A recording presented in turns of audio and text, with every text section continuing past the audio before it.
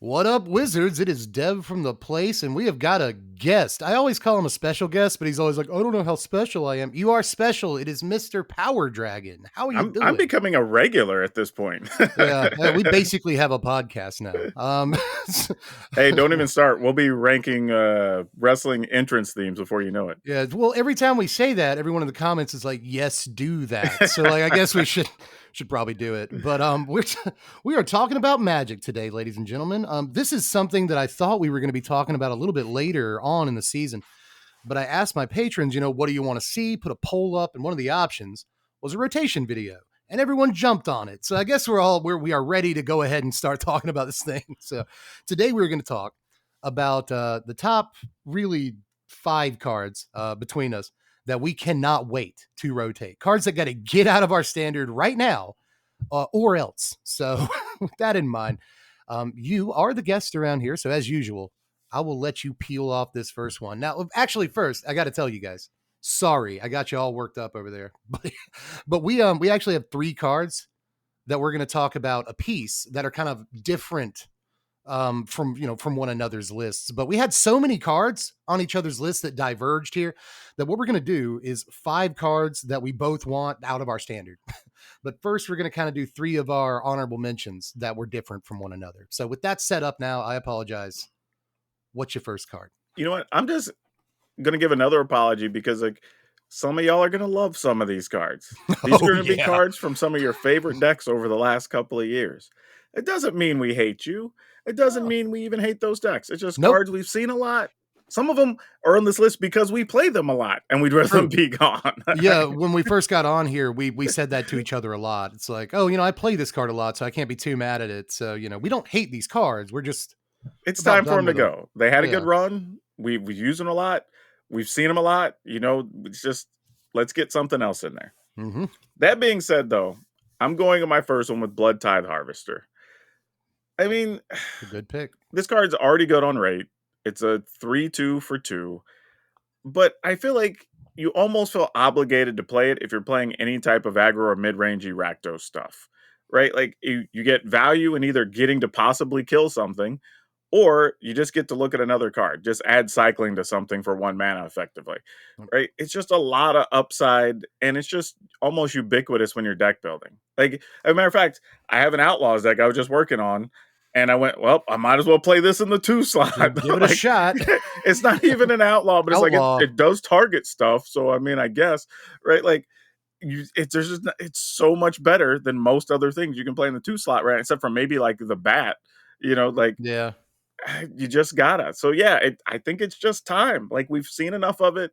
It can kick rocks. I'm not going to be upset at it. Yeah, I think the bat's the only reason the card's seeing slightly less play nowadays, but it's still just, like you said, it's just too good sort of on rate. It makes an artifact too, like for whatever purposes you might need an artifact or just a permanent on the table for, like we undervalue that. But just cards like that, Voldaren Epicure, Novice Inspector, they've all kind of shown that just putting another thing on the table matters a lot for like Convoke decks and it's stuff like Oni Cold Anvil. And you're right, whether it's Rakdos aggro or vampires or whatever, or all the way up to these like Rakdos Discover decks that we see with like Trumpeting Carnosaur on the top end and Geological Appraiser, they have to play the card too. And and if you just started playing recently, you didn't have to go through the period where we had to worry about the damn thing getting copied.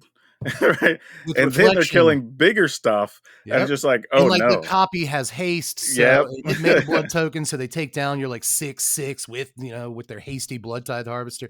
So I'm still carrying some trauma from like a year ago. Yeah. I mean, just in case you forgot, Grixis was the best deck in the format for like a whole year before like Esper was the big guy. You know what I mean? So Grixis was swinging it around for a while, and it was just like the 2-drop that you knew that as soon as it came down, you were like, okay, my game's over because this is Grixis, baby. So so that's mine. Enough. I'm done. I've played enough of the card. I've seen enough. It's time to go. Well, with that in mind, my first kind of honorable mention here is an aggressive red card too. We'll put it that way. Kumano faces Kakazan. I'm done with this card. It just does too much on turn 1. I'm not going to say that the card was like too pushed or it's broken. I think the card was probably fine for standard, but in mono red, it's a 1 mana 2/2 that also does a damage to them. That also is kind of a 1 mana 3/3 because it puts counter on a guy and is also a thing that exiles stuff and turns off dice triggers. It's like, whoa, the card does literally everything. And it's a single mana to play this card. It's like, it's too much, man. And it helps out, the mono red aggro decks way too much, among other decks. It's not the only deck it shows up in, but good lord, the mono red decks, they get that 2/3 Swift Spear, they get that 2/2 Phoenix chick that just wrecks you for the rest of the game. Like, I'm just done with Kumano, basically. Well, now it's a one shot show off or whatever. That's Yeah, it's getting a 2/3 now, right? It's even better with show off. So whether you play it and you play it turn 1 and then you make your show off a 2/3 on turn 2, or you just play show off and then play Kumano for 1 mana, that's +2/+0, son. So like, it's just the card is the card is unbelievable. The exile clause is where they went too far on this. I honestly think I could have taken all the value the card creates if it weren't for the stupid exile clause that I always forget about, and it just murders me like twice a night. So Yeah, that I'm is about pretty done with this strong. card. Like, the thing too is not only does it have that clause, it also comes on a haste creature for for some unknown reason. Why does this And have haste, but Keep a Reckoner Raid doesn't? That also makes true. me like Keep a Reckoner Raid with slick jacket. It's so cool. He's Such an supposed to be awesome on a card. motorcycle or something. Yeah. He should be like brooming in with haste, but like, no.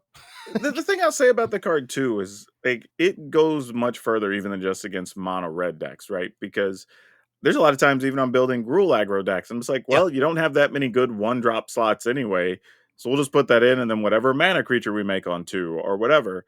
Or now like a sharp-eyed rookie or whatever can be a 3/3 or Yeah. Can be a whatever the 3/3. case That's, happens to be, yeah. right?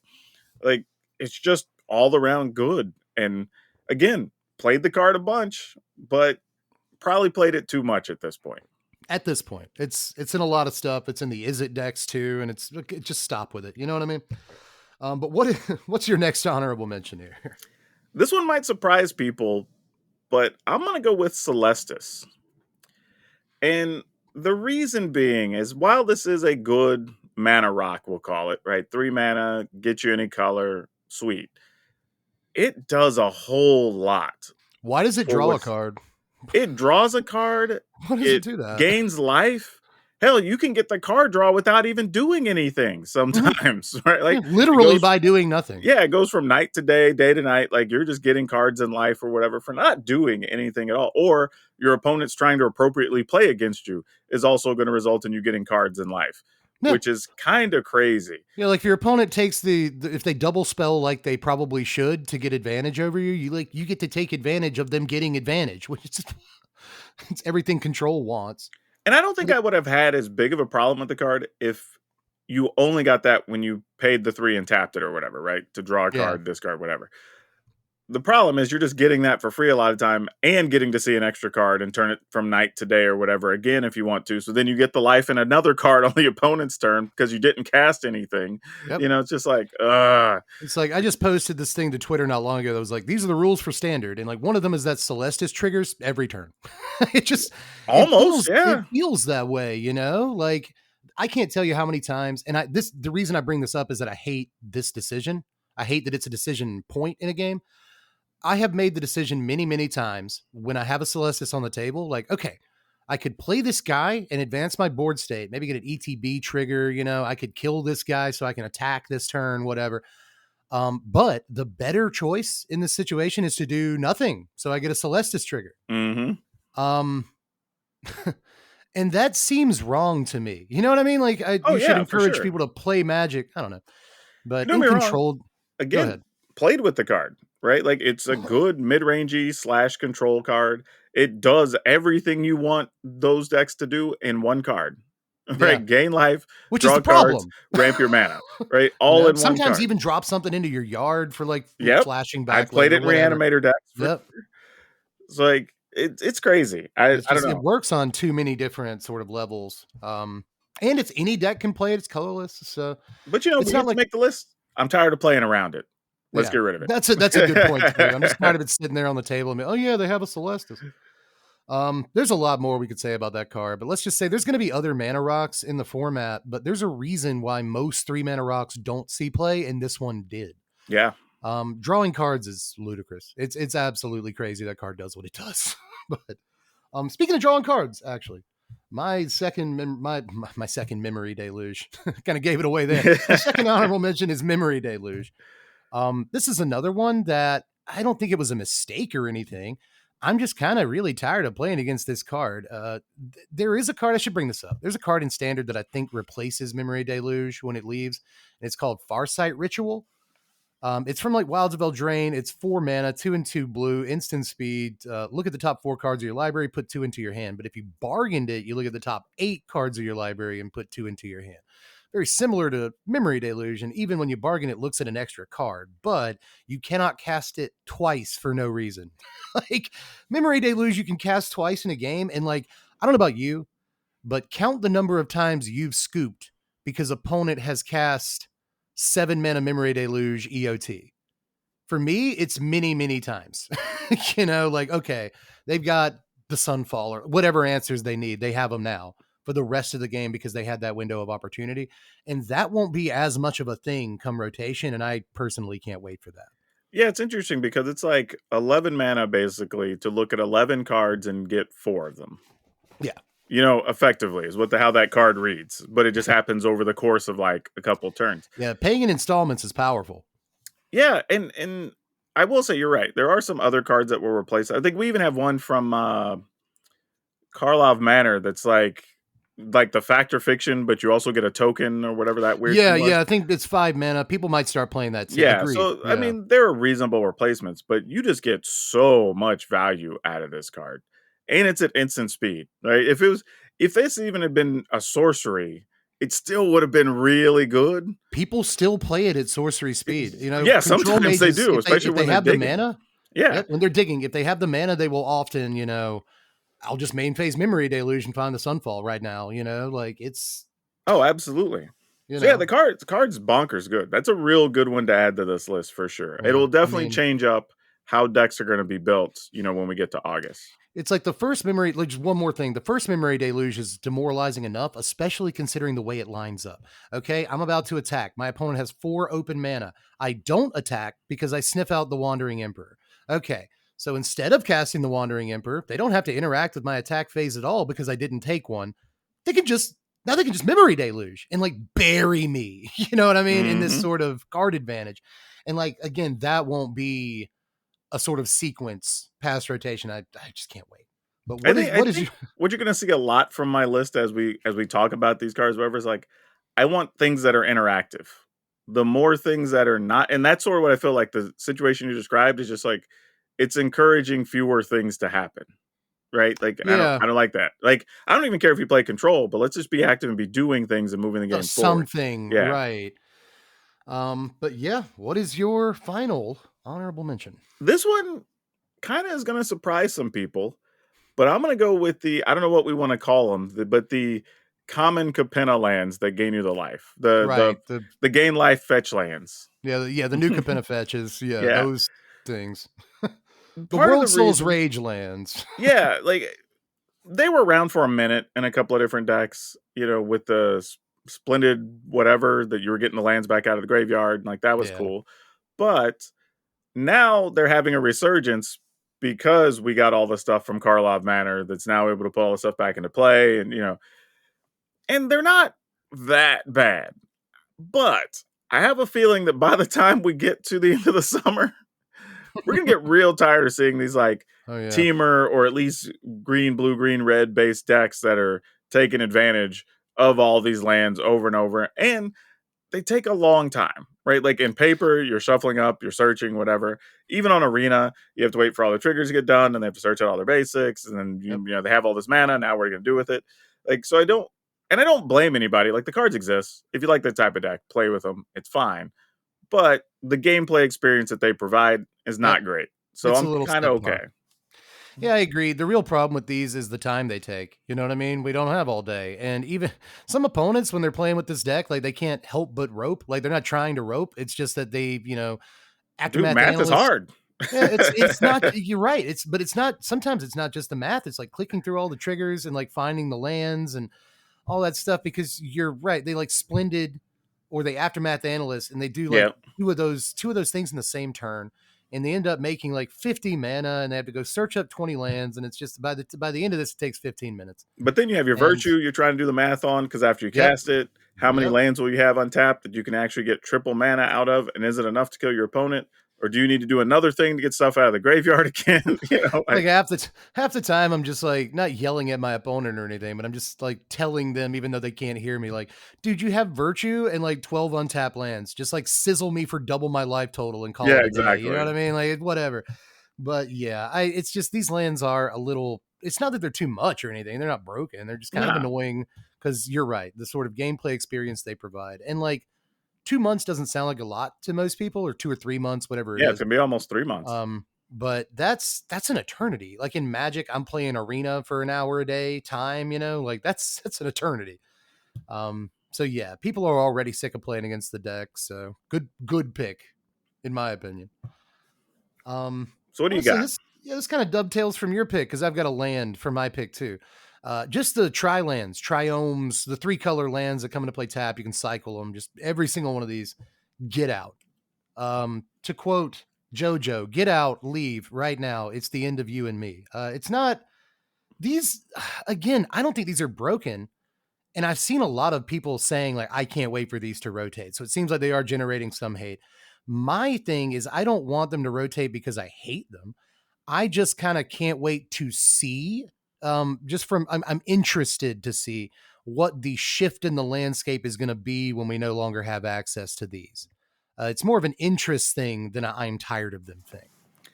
Yeah, I could see that. I mean, we do have a lot of multi-lands. Most color combos have at least 4 now available Yeah. to them that are actually good and playable, not like just coming to play Gain of Life. We have some that surveil, we have some that come to play untapped early, we have some that come to play untapped late. So we have a bunch of different options available to us. Hell, we have creature lands and all Yeah. the colors, so that's cool. So, I mean, maybe because I'm thinking recently, even in the stuff where I've splashed a third color, whatever, I don't even think I've played the Tril Lands recently. I've just gotten away from using them, either because they're too slow for the type of deck I'm building, and we have all the fast lands and stuff now, or I kind of want a land that surveils so I can put something into the graveyard or Yeah, sometimes they whatever. just don't fit the mana base. I'm playing Reanimator, I want Surveil lands. I'm playing Analyst, I want the New Capenna lands. So you don't really fit Tri lands. Yeah, I will That say makes this sense. though. When they rotate out, there's going to be a small window where you can get them a little bit cheaper. And if Do you it. play Commander, you should scoop them up because Yep. all the Triomes we've seen so far, they keep keeping their price because of Commander. All right. Well, I think we are at the main list now. This is where the And haterade gets thick. yeah, this is where we really open up. We just take the whole thing of Haterade, pour it over the coach. Go ahead with our number 5 here, friend. Oh my gosh. Number 5. Let's just put the whole package Yeah. of the Celestia Enchantments decks. Because, like, really, it's Jukai Naturalist. Really. Like, I think Yeah. that's Yeah. the card that makes that engine go. Because the games they don't get Jukai Naturalist or you kill it early, they're, much more balanced. But man, like, and here's what's funny. That deck even isn't even that big in standard right now. Not anymore. But like those matches are never fun. Never. Right? They're Never. either over really quick because you stop 1 or 2 early creatures and they do nothing, or they just get the nut draw and exile a couple things and you're dead. It seems Right? like they always do. Hell, I even have fun, interesting long games against mono red sometimes. Sometimes, I feel like I rarely get the long, interesting game against the Celestia Enchantments deck. Yeah, that's actually a really good point. Like the game is either It's a blowout over. one way or the other. It's over in 4 turns because they either like didn't get the nut draw and they concede on turn 3, or they just like blow you completely out and like you can't deal with that start. Yeah, So because that's like one thing I'll give them. The games are fast. the One way games or that the I other. have gone long with them with is like, all right, I've got it under control. Now we're just waiting for me to get to the finish and not give them a chance to break it open. Right. Yeah. So you're just sitting on a removal. So in case they, I don't know, get their Catilda or something or whatever, and you're just like Yeah. waiting to get your pieces at that point. So they're not even interesting long games, which is kind of my issue with it. But again, it's a cheap deck. I get why people wanted to build it. Like it was easy to learn Yeah. to play. It was Oh yeah. explosive. Like nothing I wrong with love any of that. from almost the beginning of me being a Magic player. Like one of the first cards I ever fell in love with for multiple reasons was Vesuvan Enchantress or Verduran Oh Enchantress, yeah, yeah. excuse me. So I love Enchantress decks. One of the first commander decks I built was Sithis, which is just a Selesnya enchantments.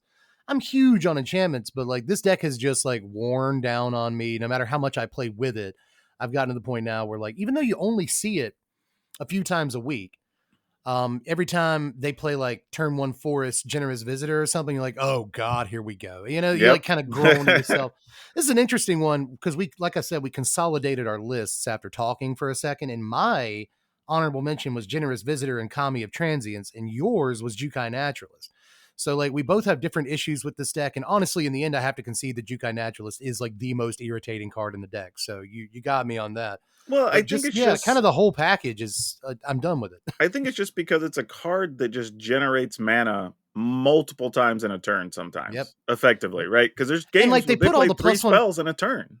If it Yeah. did one or the other, I'd be cool. Like if it was just like an enthusiastic mechanaut, you know, the is it thing that like makes your artifacts cost one less to play. It sees no play. They put flying on it.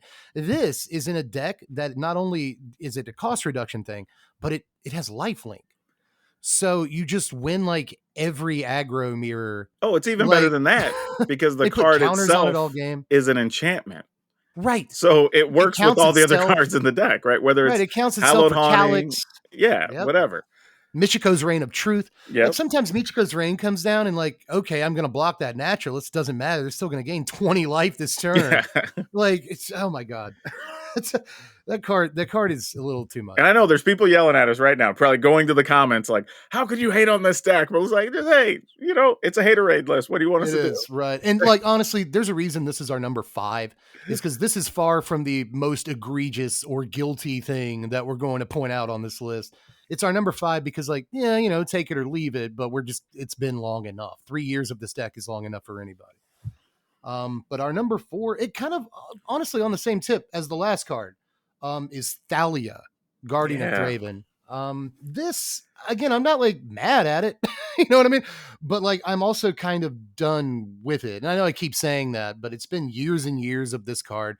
It's not in every deck or anything, but the decks that it is in, it tends to be just irritating enough. Put the sweeper just enough out of reach, or make it where you can't double spell and like really keep up with what they're doing. And like, if you don't understand how good that like that one mana tax is after 3 years in standard, then you haven't played against Thalia enough. But I assume you have, and you know why this card's on our list. You know what I mean? This is a good example of I can agree to this card being on the list and still be guilty of playing this card a lot.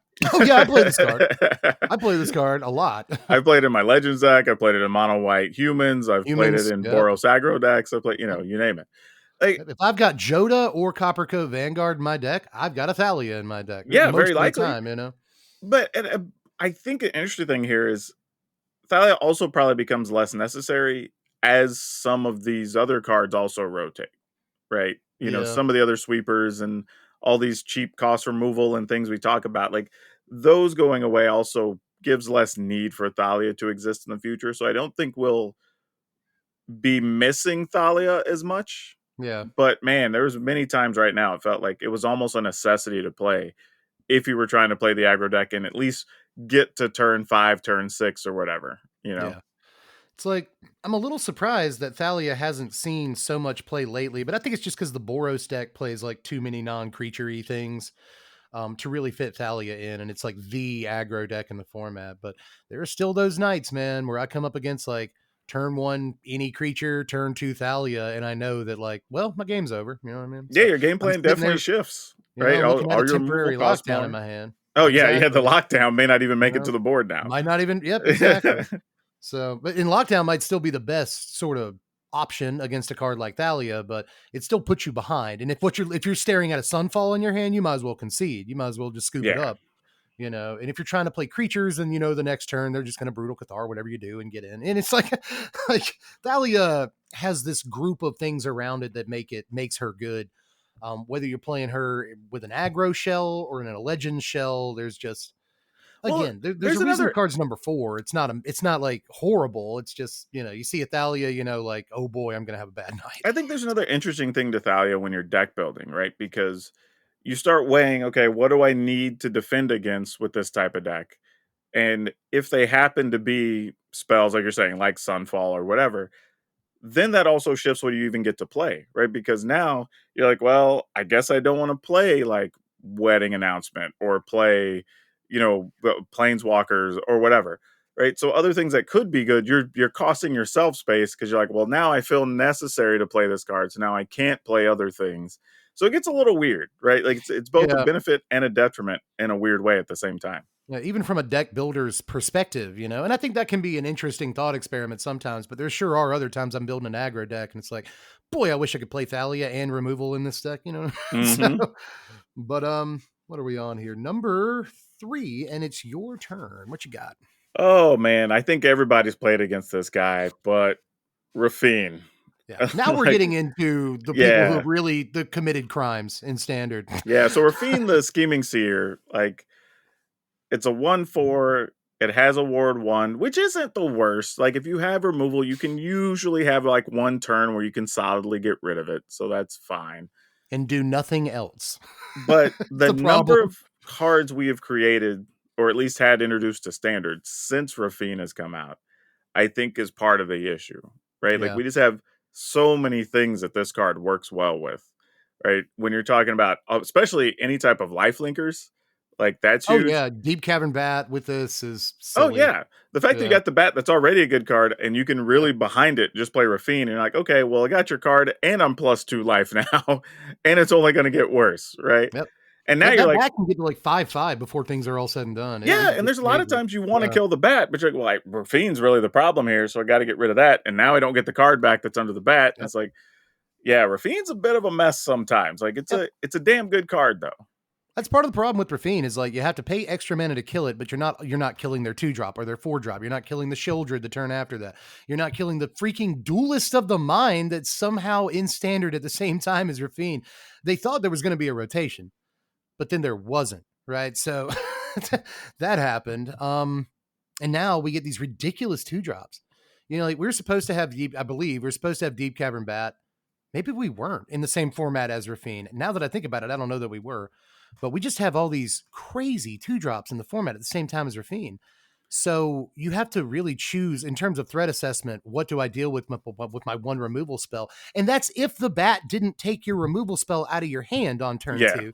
And now you can't deal with the bat or Rafine or Sheldred or like whatever they do on 4. Maybe you try to finally do something because you drew the removal spell. Whoops, Urtai on 4. Like yeah, exactly. it's so annoying.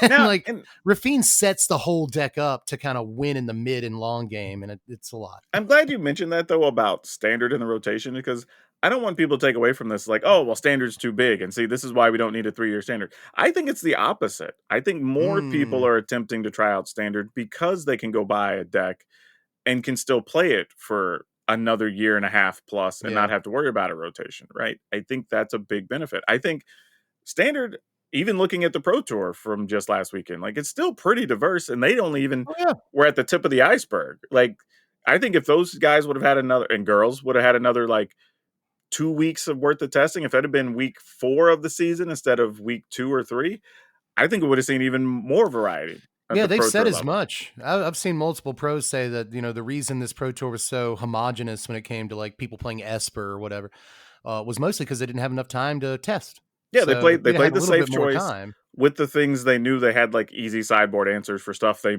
were just guessing at, right? yeah. And it makes sense. But So we'd have probably seen a lot more Caustic Bronco style builds if they'd have had another month at this. oh yeah, I think if you just look at standard as a whole right now, there's a lot of variety. Even with things like Rafine existing, there are answers. So this isn't just to be like, oh, we got to get rid of all these because standard's too big. It's like, no, I think we have more variety because it's so big. Yeah. Yeah, I have not been we could honestly, we could do a whole video on this one topic. Book it. So I'm not gonna so yeah, let's do that. So I'm not gonna go too deep right now, but all I'll say is that I was not necessarily a proponent, of the 3-year rotation schedule, but I've seen so many people online now have the take that like, "Oh, I can play standard now." That extra year, is enough time to where I can enjoy playing my deck, play it long enough, not have to worry about my cards being valueless as quickly. And so I see that. I think they were correct about that. I do think there's a sort of inception flashpoint there where like you get people back into standard. So they start playing arena every day. And so standard stales faster for them, meaning that a 2-year rotation schedule would be better. But just like on paper, I think that a 3-year rotation schedule makes more sense. Standard being deeper is good. I have no problem with that. Yeah, But we'll again, book it. there's a lot to say about it. Y'all So just let us know we'll in the talk about it at a comments. later date. We can Yeah. do a pros and cons of a 3-year standard if Yep. everybody's interested. What is? I don't know whose turn it is. I don't know. We're both gonna hate these cards anyway, so it doesn't matter. Equally, right? Well, I tell you what, you take this one, and then we'll just both do number one together Sure. because I think we both feel the same way This about it. one, for our wrestling fans, I'm gonna see if I get my hands out. I'm gonna give them the Stone Cold salute. You'll, if you know, you know. Uh, Yeah, yeah, Wandering Emperor, man. yeah, Like, I man. Oh my just, god. Oh my I'm god. done with this card. Like, I like, Look, it's barely to the point of what I call too good, right? Like, not too good to the point that like it shouldn't ever existed in standard, but like if it costs like one more mana, oh yeah, or yeah, maybe the creature it made didn't have vigilance, like, or like any one thing is yeah. probably fine. But man, this card is so good for 4 mana, and it has flash just because, like, like Like I on think top that of that. yeah, I don't get the Flash, dude. I mean, like I get the Flash. I know functionally why they printed it the way they did. They wanted it to be the card that it ended up being. But I think the way to fix this would have been to make like each ability that minuses cost one more. Like, oh, you want to exile a dude? That's your emperor, bud. That's your emperor if you want to exile a guy and gain life. Why does it gain life? If it was just like destroy target attacking creature, that would have been fine. But it's exile it and gain life, and it doesn't even have to be attacking, it's just tap. Yeah. And then like if it were -2 to make a guy, I think that would have been also, like just a little bit more balanced, but it just does everything. This was actually my number one. And then we consolidated our list and we kind of agreed on what number one should be. And you Oh, probably guessed it you can already, you right? can just put it in the comments now while we're talking about Wandering Emperor. Yeah. Bet you can guess what our number one is. If this is our number two, what is our number one? But yeah, a few years ago, we had a card in standard called Settle the Wreckage. You probably remember Yeah, this. yeah. It was basically a sweeper. You take out all your guys on your attack step. But Settle the Wreckage at And least let me go search for lands. yeah, you get the ramp off of Settle the Wreckage. Yeah. When it comes to this card, like they get all the benefit, like your opponent gains 2 life. They exile your guy. They have a planeswalker you have to deal with now. Like it's just ridiculous. And yeah, it only targets one guy, but it always targets your biggest and best guy. And like how many creatures? How many millions? I bet it's literally in the millions or billions at this point. How many creatures have not swung for fear of a wandering emperor? And Hmm. why does it line up so well with Sunfall on the next turn? Like why does it Or why even does it like you're line up talking so about, well like with if everything? if you have one creature you hold on to and you don't cast it, then you're like, okay, here comes a memory deluge, right? Yeah, Like that's the other exactly. part of It it. lines up too well with Deluge. Oh, you didn't force me to cast my Emperor this turn? Sure, I'll just get the best 2 cards off the top of my library. Also, the cards And I'll just just save my Emperor for next turn. When you finally do attack, I mean, you're just giving me turns over here, bud. Thanks. Like, I'll say this too about the card, right? Like it's good enough that it gets played even in non-control piles with those abilities, right? Because sometimes you're like, yeah, okay, I'm like playing a token deck and it makes 2/2s or whatever with vigilance, or I'm playing all the a time. +1/+1 counters deck and it does kind of that. It does that. So You it's know, just like, I'm okay, playing just a mono white deck. Like I've seen this in blue white sort of aggro piles back when soldiers was a thing, or just like a yep. blue white tempo-y builds and stuff that want to play like Fairy Mastermind. Well, I'll also play this. But it's so good Um, that decks that really are being aggressive still consider playing the card because it checks a lot of boxes. So it's yeah, like it's kind of a crazy really card, does. really. Yep, like it doesn't matter if you're tempo, if you're aggressive, if you're control, like you probably want the card if you have enough planes in your deck or whatever, white sources. So I hate too that it exiles. Like originally on my list, I had March of Otherworldly Light too. And like kind of the theme is that white just gets to exile everything with like these cards that every white deck plays. Yep. And I'm ready for that to not be a thing anymore. Like white will still Yeah, sunfall and it's kind of exile your like, guys, but what's the like point of having all these, let's say, green cards that give your stuff indestructible or hexproof if everything just exiles anyway, right? what's the point of having all these sick like dies triggers that we're printing on guys when you're not going to Exactly. get them anyway? Yeah. Like if there were like a push pull, not the card, but like if there was some sort of tension in including this card in your deck. Like, oh, it exiles their guys, but there's this bad thing about it. That's I could just Yeah, they play a get to destroy search for a removal. basic land or something or whatever. Yeah, something like that. Like that would make more sense. But no, just exile their guy forever and gain 2 life while you're at it, and you still have a planeswalker on the table. Also make a guy, sure. Like, come on, dude. But I think the Why? existence, to your point, of some of these things that exile have kept us from playing with some really cool like black cards and red cards that when this Yep. card dies, get this cool thing. Like those just I don't get can't tell played. you how many times I've wanted to play those like Kamigawa dragons in a deck, but I've just been like, Oh oh, it's yeah. gonna get marched, it's gonna get emperor, it's gonna get sunfall. Like there's no point. Yeah, Like really, Illusive like Core. the white one got played for a minute if it just makes sense with the theme, and then like Yeah. sometimes I'll play at sushi just because it's a decent card. 4/4 for Yeah, I feel 4 like flyer, even Itsushi if it never died. really got like Itsushi never really got like that much play in like big boy standard or whatever. Yeah, But I feel like on arena you see Itsushi sometimes, and like you're right, it's just a decent creature. but that's about it. Um, Like the other ones I didn't ever you even know, consider because you're just rarely going to get a benefit off of them. That's worth which it. is crazy. Like the black one is gross. Like it dies and Should you get to be. reanimate a guy. That's so good, but it's a terrible card. Like Gold Vein Hydra should be really good, but it's not because exile If everything you want to exile. follow me on my channel, I have some really sweet Gold Vein Hydra decks. Just saying. You should be checking out his gameplay. I've been playing the All hell right, out of that so card. like I could, which is funny too, because like we talked about it being kind of an overrated card, and we were like, I don't know about this, but like once you get to playing with certain cards, you're like, okay, this is fun. I Yeah, get it. like I said, it was one I Um, wanted to be wrong about. Like and I'm glad I was kind of wrong about it. yeah. Now I could rant about the Emperor all day. This is for real the card that I want out of my standard the absolute most, and it's kind of not close. But that said, we agreed on number one because I feel like the most people want this card gone, Oh, and I and know I people know I what it totally is. see it. Like people Yeah. Oh probably yeah. guessed in the Yeah. comments 10 minutes ago. So let them confirm their suspicions. What is number one?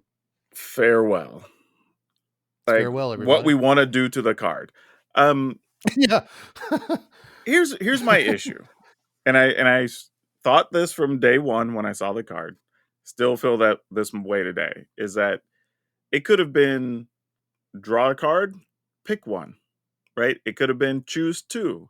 It could have been destroy instead of exile. Yeah. But my problem with the card is it's a one-stop shop solution to basically everything, right? And it discourages some of these fun decks that would be based around enchantments or artifacts or whatever. So again, when that card is popular and played a bunch, a whole section of cards just don't get to be a thing. Because Yep. at least with a creature deck, you have some amount of recourse that you might draw just a haste creature and it can help finish them off and does a thing.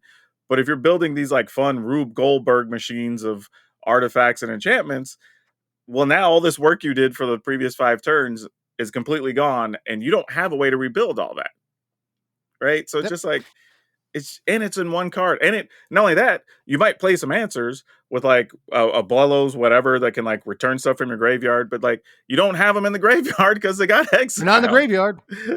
Yeah, there is a fine line between a safety valve and a roadblock. And I understand you print all these really cool enchantments and artifacts and all these different game plans that, like you said, they're Rube Goldberg machines. I need this artifact, this enchantment, and these two guys to do this thing, right? And that's a lot of work to put into place. And oh, I even have a secondary game plan. If my opponent has sweeper, I got these ways to get the cards out of my graveyard and all that stuff. And this card, in the laziest way possible, just says no to all of that. All in one card. And if they'd have just like reprinted Austere Command or like made it closer to a card like Austere Command where you have to choose a certain number of modes, then yeah, if it didn't exile, then sure. If it didn't hit graveyards even, then sure, right? But it just does all of those things, and it doesn't matter from a deck building perspective. It doesn't matter if your deck is super streamlined and optimal, whatever. If they get to turn 6 and drop that land, they can just blow you out. It also doesn't matter though, and this is what bugs me.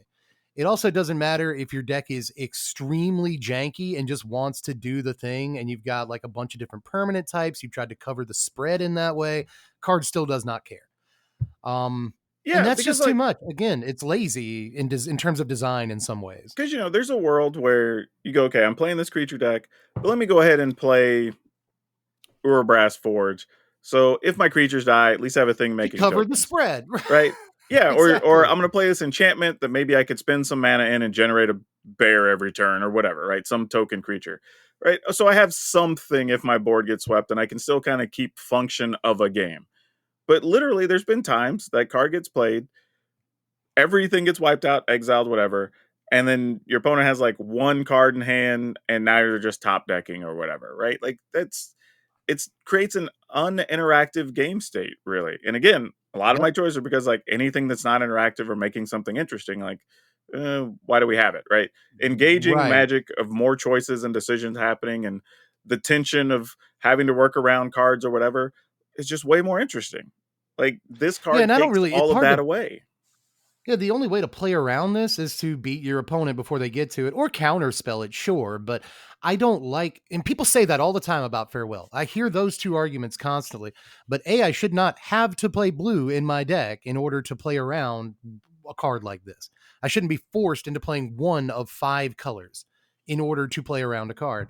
I just think that's a silly argument. And B, I shouldn't be forced into building an aggro deck. I should, and even if I do build aggro, it's not like the same deck playing Farewell doesn't have 50 other removal spells and 12 other sweepers. Right. Yeah, So I think and that's a moot point.